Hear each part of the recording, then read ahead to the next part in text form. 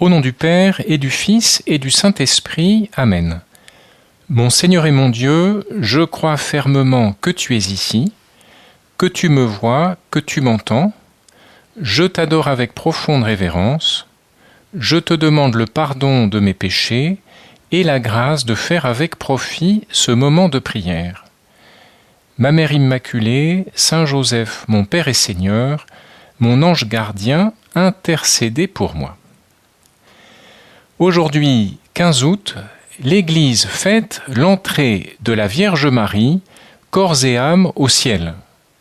C'est l'Assomption, la grande fête du mois d'août, une solennité. Alors même si le dogme de l'Assomption est récent, il date de 1950, les chrétiens célèbrent cette fête avec joie depuis très longtemps, au moins depuis le 8e siècle. Tous ensemble, réjouissons-nous dans le Seigneur, dit la liturgie. Célébrons ce jour de fête en l'honneur de la Vierge Marie.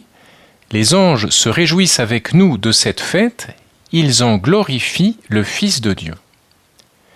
Alors Seigneur, pourquoi cette joie immense qui est même partagée par les anges dans le ciel? Eh bien, on peut regarder la première lecture. La messe commence avec cette lecture de la grande vision de Saint Jean dans l'Apocalypse. Le sanctuaire de Dieu qui est dans le ciel s'ouvrit, et l'arche de son alliance apparut dans le sanctuaire. Un signe grandiose apparut dans le ciel, une femme ayant le soleil pour manteau, la lune sous ses pieds, et sur la tête une couronne de 12 étoiles. Une vision extraordinaire, très connue. Elle commence avec l'apparition de l'Arche d'Alliance. Alors l'Arche, c'est une réalité un peu mystérieuse, on en a tous entendu parler, ne serait-ce qu'à cause d'Indiana Jones dans Les Aventuriers de l'Arche perdue. En réalité, dans l'Ancien Testament, l'Arche, c'était simplement le coffre qui contenait les tables de la loi données par Dieu à Moïse. À l'occasion d'un 15 août, Benoît XVI se posait la question « Quelle est la signification de l'arche ?» disait-il. Et il répond « Pour l'Ancien Testament, c'était le symbole de la présence de Dieu parmi son peuple. » Et puis il ajoute « Désormais, le symbole a laissé la place à la réalité. La véritable arche d'alliance est une personne vivante, c'est la Vierge Marie. Dieu n'habite pas un meuble, Dieu réside dans une personne, dans un cœur, Marie, celle qui a porté dans son sein le Fils éternel de Dieu fait homme, Jésus, notre Seigneur et Sauveur. Alors c'est pour ça que l'Église a reconnu Marie dans cette femme couronnée d'étoiles.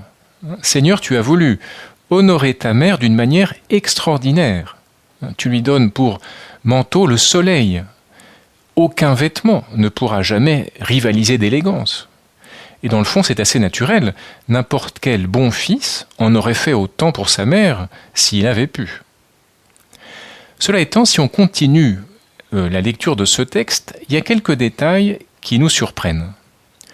Juste après le signe grandiose de la femme couronnée d'étoiles, voilà ce qu'on lit.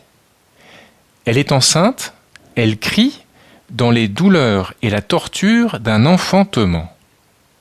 Là, on est loin du mystère de Noël, parce qu'on sait bien que Marie n'a pas accouché dans le ciel, mais dans une étable, à Bethléem.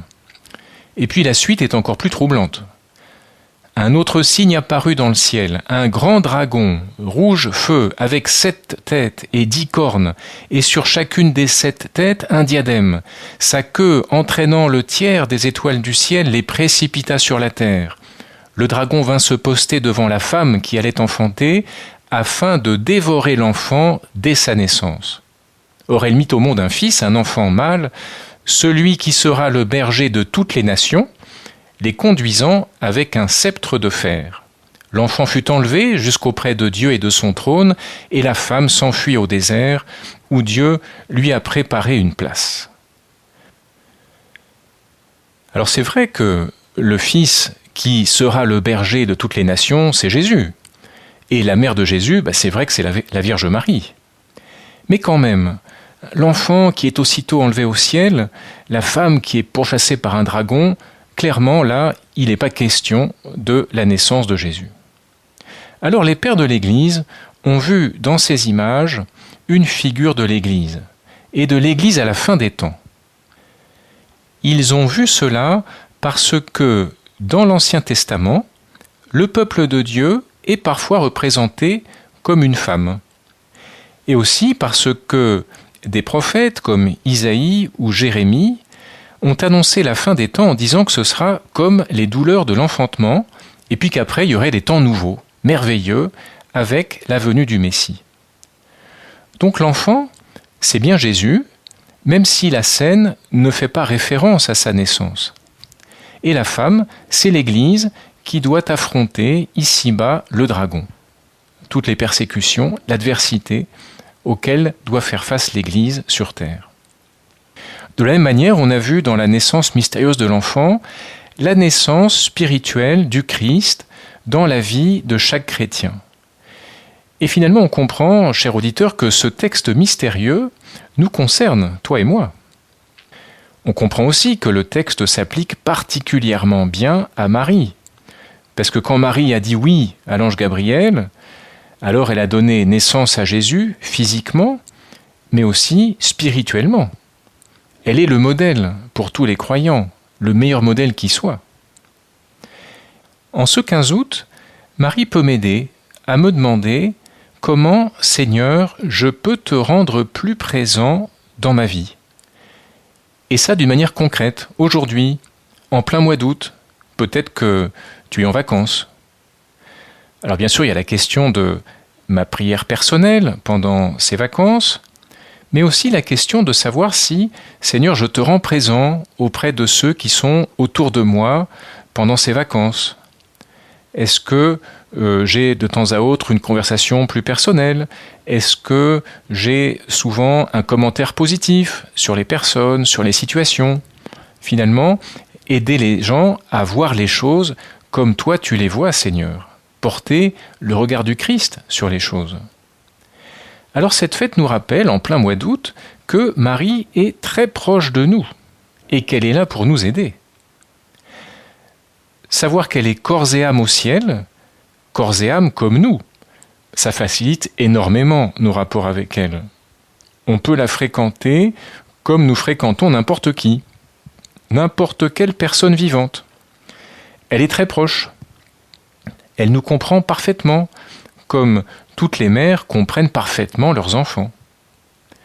Alors finalement, on comprend pourquoi les chrétiens aiment tant cette fête de l'Assomption, et cela depuis si longtemps. Tous ensemble, réjouissons-nous dans le Seigneur. Parce que c'est vraiment une joie profonde. L'image de la femme dans le ciel, couronnée d'étoiles, qui veille sur nous maternellement, c'est une image qui nous touche particulièrement. D'ailleurs, c'est une image qui a inspiré une infinité d'artistes, comme par exemple l'auteur de ce chant bien connu, qui peut nous aider maintenant à conclure nos 10 minutes de prière. Nous te saluons, ô toi, Notre-Dame, Marie Vierge sainte, que drape le soleil, couronnée d'étoiles, la lune est sous tes pas, en toi nous est donnée l'aurore du salut. Je te remercie, mon Dieu, des bonnes résolutions, des actes d'amour et des inspirations que tu m'as communiquées dans cette méditation. Je te demande de m'aider à les mettre en pratique. Ma Mère Immaculée, Saint Joseph, mon Père et Seigneur, mon ange gardien, intercédez pour moi.